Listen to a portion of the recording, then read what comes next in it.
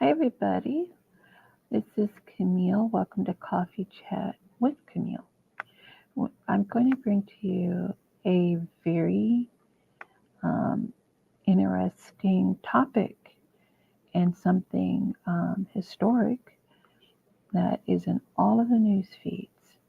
Our current president, President Biden, has dropped out or is resigning. He's not going to be our president any longer. Okay? And so, the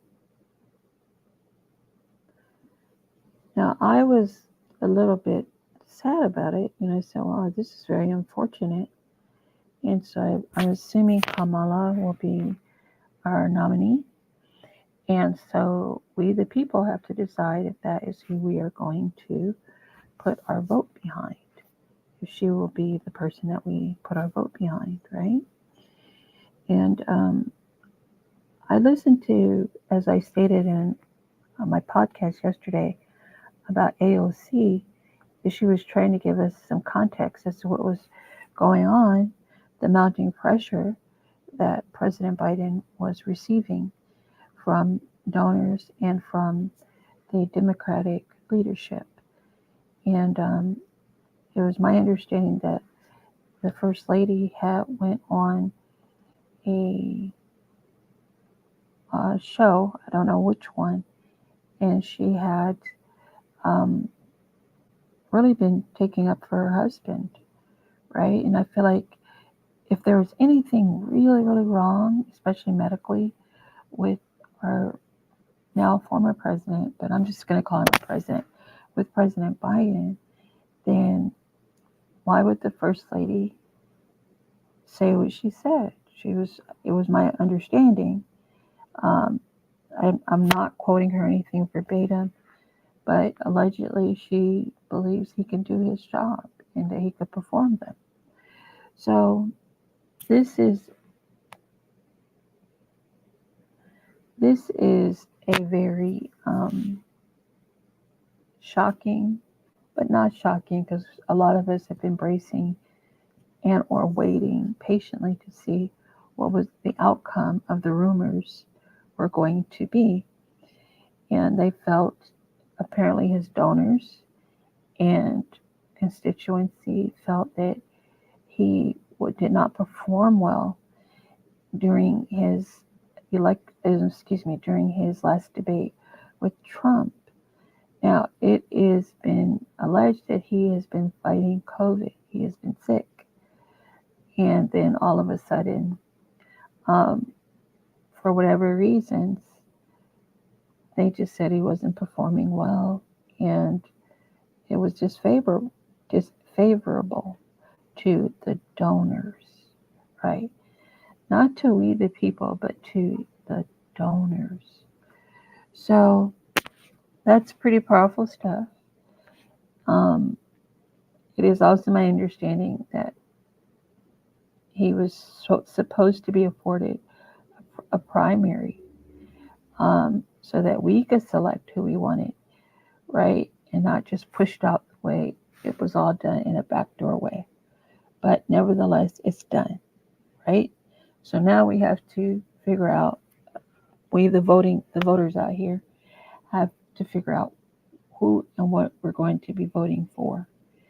And more importantly, if is Kamala is our nominee, then the who will the her running mate be, right? I mean, she could get somebody who's electrifying, you know. Um, but anyway, but we have to see, right? And so this is a historical event. What I'm doing is I'm going to just delve deep into the the in just not too deep, but talk a little bit about his resignation. So President Biden announcing his resignation earlier today, he cited he didn't cite any official reason for his resignation, But there's much speculation about the true reasons behind his decision, which may include possibly underlying factors such as his health, political pressures, and or personal considerations. Okay? So let's look at this in a historical context, right? Like the resignation of the sitting president is a rare event in American history. The last president to resign was Richard Nixon in 1974 amid the Watergate scandal. Biden's resignation, however, appears to be influenced by a combination of different factors.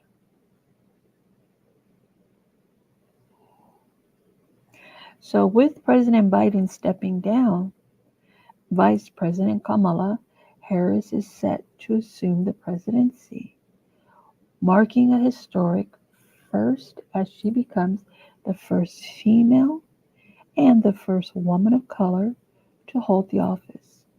This transition brings significant changes to the administration's dynamic and policy direction. Okay? So, let's talk a little bit about Kamala Harris's presidency. Okay? Her presidency, okay, to be. As she has ascended to the presidency, this is going to open up a new chapter for the administration. Her leadership style and policy priorities may lead to shifts in focus, particularly in areas such as, I'm not sure what all her policies are, to be honest with you guys. I don't know a whole lot about Kamala Harris in that kind of a way. Kamala, because she's always been behind someone, right? When she was in California, the worst thing she did was too much just trying to keep FBA men or men of color in jail. And that was very uncool. And also that was one of the big ones. And then some people complained that she always was telling the police to like sit outside of schools and ticket people in LA. So, that's alleged. But those were really her two big that I've known about. Her two big misses. Other than that, talking about her personal career, she's done very well in that. Okay, she's always had a good man on her side, by her side, to get to where she's got to go. And this is not uncommon. We always try to act like something's wrong and be judgmental. No, a lot of women do that. They want to make career moves. They find the most powerful man to do it with. There's nothing wrong with that. Okay, because it takes a lot to be in an environment that is all males and you're the only female sitting there, just as it does if you are a person of color in a room with people who are not the same. It takes, sometimes it takes a lot out of you. So you need a support system or someone who can advocate for you. Okay? So anyway, her leadership and style and her policy priorities may lead to shifts in focus. Okay? So we'll see, because as I stated, I'm not sure what her policies are right now. So far, they mirror Biden's, right? Moving on. Let's discuss the political ramifications, right? Biden's resignation will have a profound impact on the 2024 presidential race. Within the Democratic Party, we can expect a surge of potential candidates vying for that nomination. Prominent figures, okay, should be popping up soon. On the Republican side, the strategy might shift to address this unexpected development. Okay? Oh, excuse me. Then we have to consider international and globally, right? So, internationally, reactions have been varied. Global leaders are responding with a mix of surprise and caution, as Biden's resignation may lead to shifts in U.S. foreign policy. Countries around the world are closely monitoring how this transition will affect their relations with the U.S. Okay? And then let's just reflect a little bit on Biden's legacy. It's important for us to consider his achievements and the challenges he faced during his presidency. From his early days in the Senate to his vice presidency under Barack Obama and his own presidency, Biden's career has been marked by significant milestones and obstacles. His resignation adds a complex chapter to his long public service. So let's be looking forward, all of us. Let's look forward to the immediate futures, and that's what he'll have to do. Excuse me, he'll have to look. We can look to it, but Biden is going to be looking forward to the immediate future. He'll be focused on his leadership transition, and in accordance to the Constitution, the vice president assumes the presidency upon the resignation of the president. Okay, and Kamala Harris will be sworn in, and we can expect a period of adjustment as she forms her administration and sets her agenda. All right, so this has been a day of significant change and reflection. As we wrap this episode up, we'll continue to monitor the developments and bring you more updates in our upcoming episodes.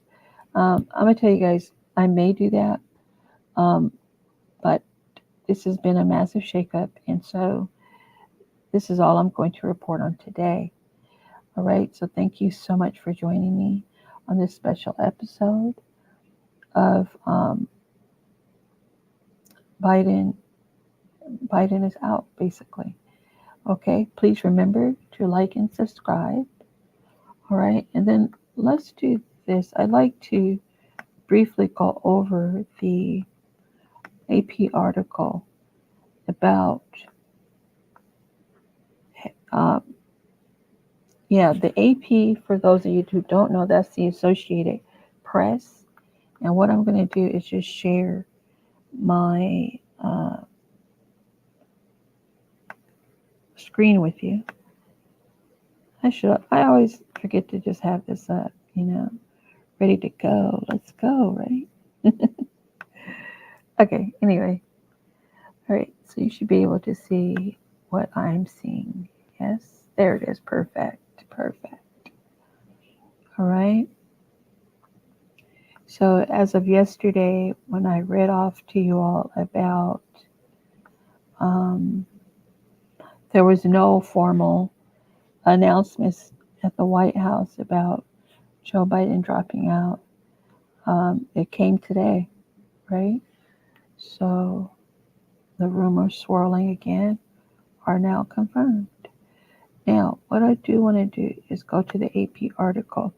Just going to read a synopsis. We're just going to read just a little bit, okay? This was published today, and the author, it's by the Associated Press, and what they say is President Biden dropped out of the 2024 race for the White House on Sunday, ending his bid for reelection. Following a disastrous debate, I think that's an over-exaggeration, he just had a bad day, with Donald Trump that raised doubts about his fitness for office just 4 months before the election. Biden's decision came on the heels of a poor debate performance that prompted many rank-and-file Democratic lawmakers to urge him to withdraw from the race. Well, those lawmakers were actually listening to their donors, the Democratic donors. Funny how they left that out, right? So the folks with money on the Democratic side pressured him on out through the party heads. And this is very unfortunate because that's supposed to be for us, we the people, to do. So that was really not good. And it just makes you question, is our democracy in peril, as far as I'm concerned. But at any rate, I believe this is some very unfortunate news. And a guarantee win for Trump unless something miraculous happens to Democratic voters. that they just go in such droves to vote for a new nominee, which I don't foresee happening, but you never know, you know. Got to see how this all plays out. Um, First and foremost, right? And then we also have to um, be, as I stated, as we always have been, pragmatic voters, not emotional voters. I noticed Trump has a lot of emotional voters. Why they're so emotional, I don't know. But it's just such a bad look. And so I did want to leave you guys with this image. Oh, sorry. It's another one I had. I guess I'll just do this one. Which one was it? No, it's not that one. Let's see. Maybe it's this one. Yeah, this one. This one right here. Yeah, let me share this with you guys. This is the only president that resigned before. Now, I don't know about this because this isn't the same as dropping out, because he was Nixon, as you guys all well know, or Watergate, with the Watergate scandal, he was actually fully in his presidency.